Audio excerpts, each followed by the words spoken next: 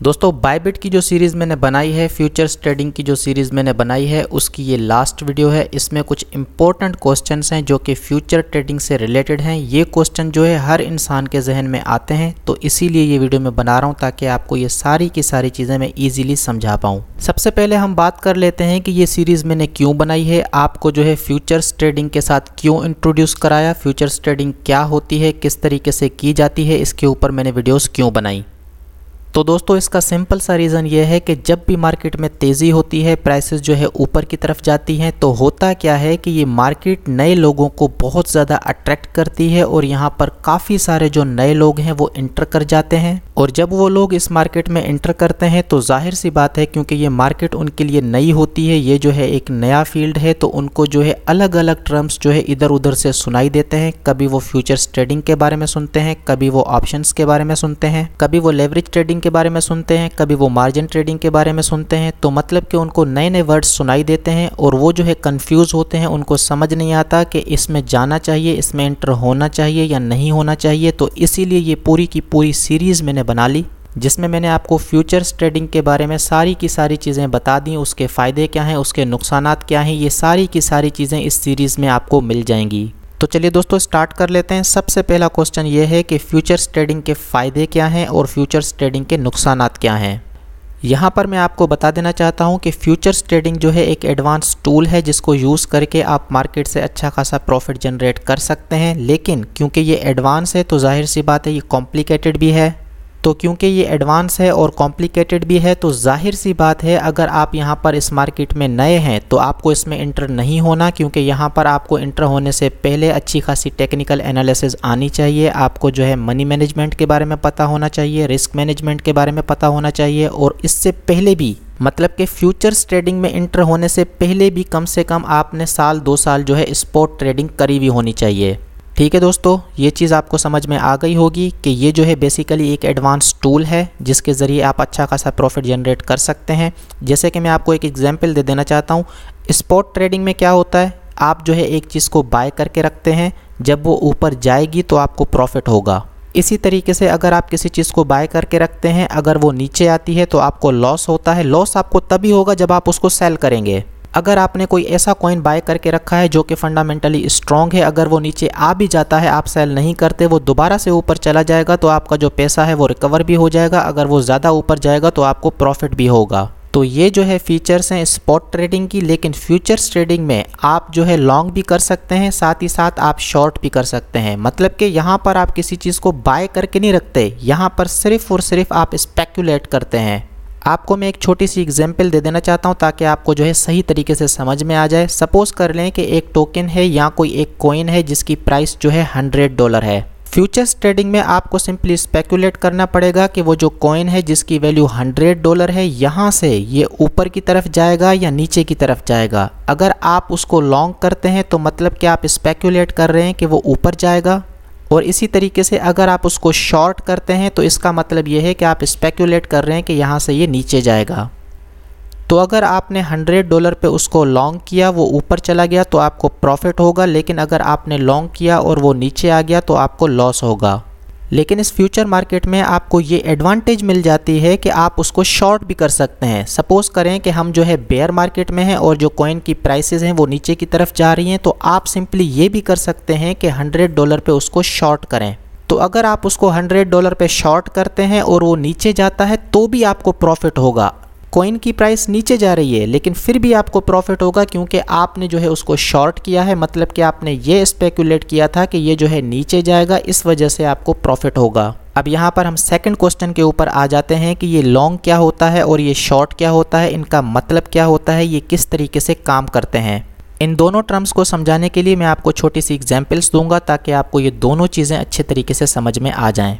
तो लॉन्ग का मतलब क्या होता है? लॉन्ग का मतलब ये होता है कि आप ये स्पेकुलेट कर रहे हैं, आप ये समझ रहे हैं कि किसी पर्टिकुलर एसेट की जो वैल्यू है वो आने वाले टाइम में इंक्रीज़ होगी। तो आप क्या करोगे कि उसको पहले से ही बाय करके रख लोगे, फिर बाद में जब वो ऊपर चला जाएगा, उसकी प्राइस ऊपर चली जाएगी तो वहाँ पर आप सेल करेंगे। इस तरीके से आपको प्रॉफिट होगा।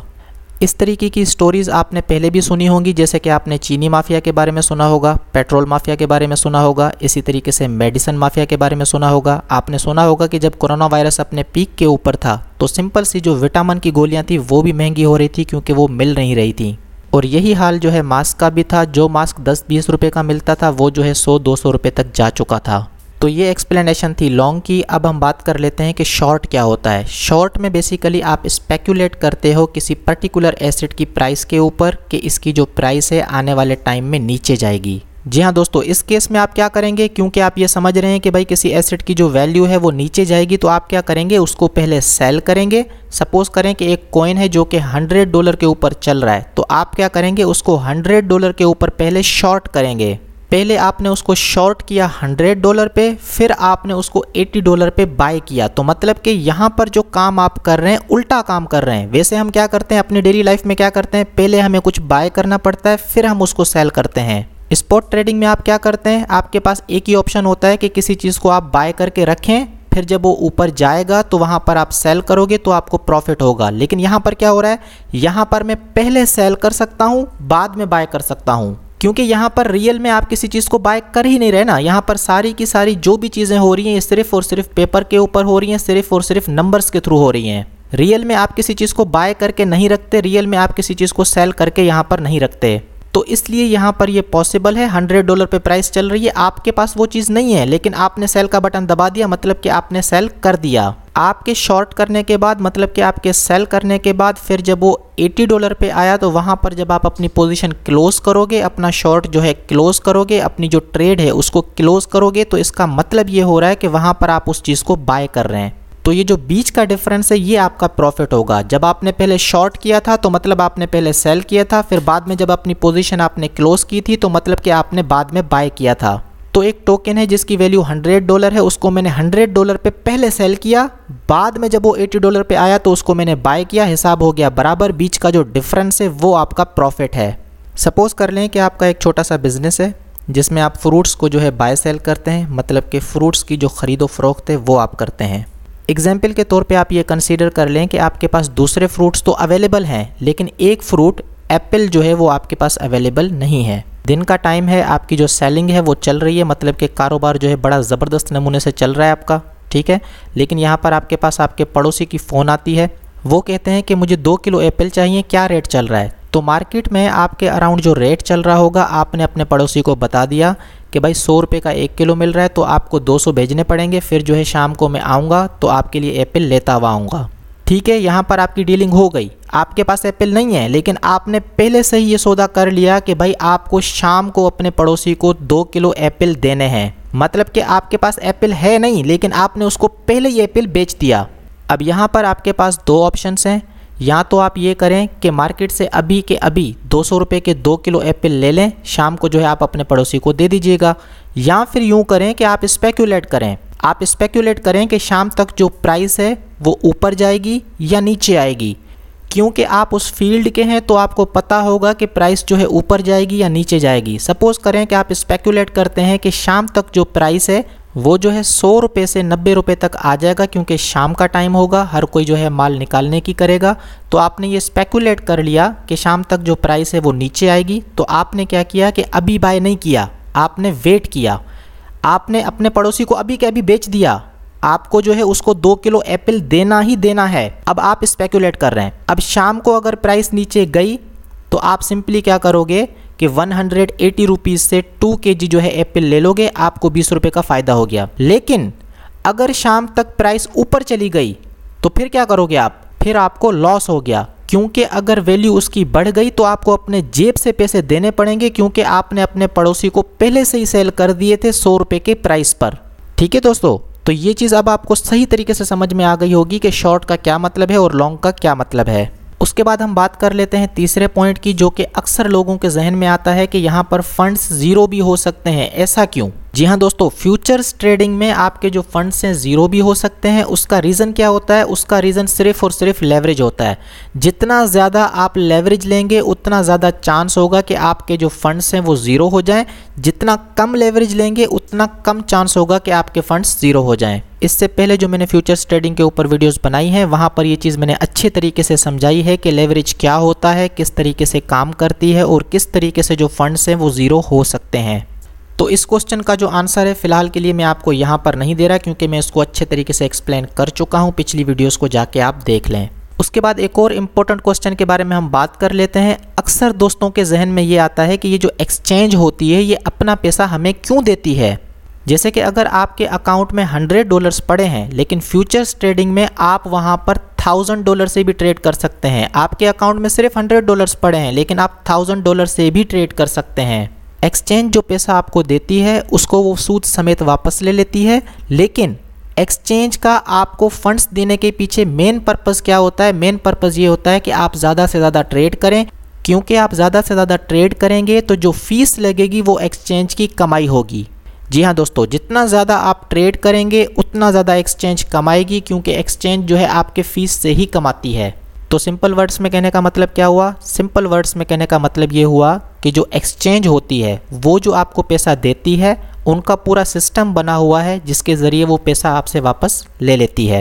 ये चीज़ मैंने पिछली वीडियो में भी अच्छे तरीके से समझाई थी कि किस तरीके से एक्सचेंज जो है अपना पैसा वापस लेती है, उनके पास कौन सा मैकेनिज़्म होता है, क्या सिस्टम होता है। तो अगर आपको इसको डेप्थ में समझना है तो पिछली वीडियोज़ को देख लें। अब हम नेक्स्ट क्वेश्चन के ऊपर आ जाते हैं। आपने अक्सर यही सुना होगा कि 95% जो ट्रेडर्स होते हैं वो लॉस करते हैं।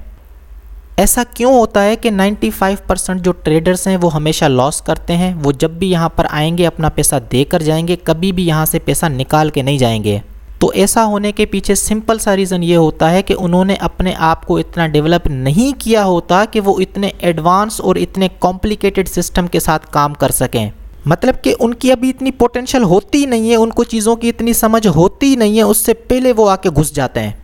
ना उनको पता होता है कि भाई कहाँ पर बाय करना है, ना उनको ये पता होता है कि कहाँ पर सेल करना है, ना उनको ये पता होता है कि स्टॉप लॉस कहाँ पर लगाना है, ना उनको ये पता होता है कि प्रॉफिट कहाँ पर लेना है, ना उनको मनी मैनेजमेंट का पता होता है कि आपका जो पैसा है उसको किस तरीके से मैनेज करना है, कितना पैसा किस ट्रेड के ऊपर लगाना है, ना उनको रिस्क मैनेजमेंट के बारे में पता होता है। चीज़ों का उनको पता होता ही नहीं है, उन्होंने अपने आप को इतना डेवलप किया ही नहीं होता, लेकिन वो आ जाते हैं यहाँ पर पैसा कमाने के लिए।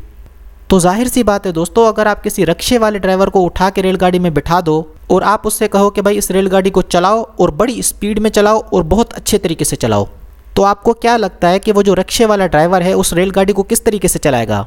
तो इसीलिए मैं हमेशा कहता हूँ कि पहले आपको अपने आप को एजुकेट करना है। जब तक आप अपने आप को एजुकेट नहीं करते, जब तक आप चीज़ों को नहीं समझते, तब तक जो है आप यहाँ पर सक्सेसफुल ट्रेडर नहीं बन सकते। सबसे पहले तो आपको स्पॉट ट्रेडिंग सीखनी है। सबसे पहले आपको स्पॉट ट्रेडिंग सीखनी है।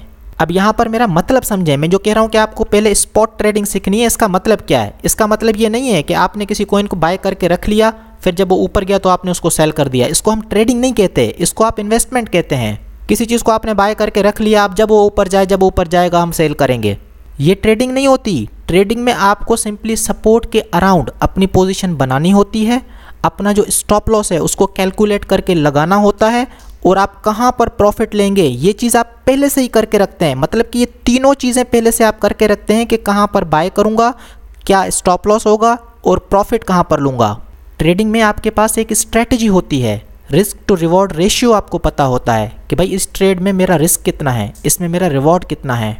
तो दोस्तों ये कुछ इंपॉर्टेंट क्वेश्चंस थे जिनके आंसर देना लाजमी था। मैंने सोचा कि एक पूरी की पूरी सीरीज़ बना लूं ताकि जो भी नए लोग आएँ उनको शुरू से लेकर एंड तक पूरा पिक्चर दिखा दूं। लोग क्या करते हैं कि उनको आधा पिक्चर दिखाते हैं, चलो भाई future trading future trading future trading. जब आप आधी पिक्चर देखोगे तो जाहिर सी बात है भागे चले आओगे, लेकिन जब आप पूरी पिक्चर देखोगे तो आपको ये चीज़ समझ में आएगी कि भाई पहले सीखना पड़ता है। आप इस चीज़ से अंदाज़ा लगा लो ना कि मुझे यहाँ पर 3.5 साल हो चुके हैं, इस मार्केट में मुझे 3.5 साल हो चुके हैं, लेकिन अभी तक मैं फ्यूचर्स ट्रेडिंग के ऊपर ज़्यादा रिलाय नहीं करता। कभी किस्मत से कोई अच्छी सी एंट्री मिलती है तो मैं लेता हूँ, अदरवाइज़ मैं फ्यूचर्स ट्रेडिंग नहीं करता। कुछ पॉइंट्स ऐसे होते हैं, कुछ सिनेरियोज़ ऐसे होते हैं जब मुझे परफेक्ट ट्रेड दिखाई देती है तभी मैं यहाँ पर आके एंट्री लेता हूँ, अदरवाइज़ जो है मैं स्पॉट में काम करता हूँ। तो दोस्तों ये थी मेरी बायबिट की फ्यूचर्स ट्रेडिंग की सीरीज़। उम्मीद है आपको फ्यूचर्स ट्रेडिंग से रिलेटेड जितने भी क्वेश्चंस हैं वो सारे के सारे क्लियर हो गए होंगे। अगर आपको ये सीरीज़ पसंद आई है, अगर आपको ये वीडियोस पसंद आई हैं तो काइंडली इनको लाइक करें, अपने दोस्तों के साथ शेयर करें और मेरे यूट्यूब चैनल को लाजमी तौर पे सब्सक्राइब करें। आज के लिए इतना ही, कल मिलता हूँ आपसे एक और वीडियो में एक और नए सीरीज़ के साथ।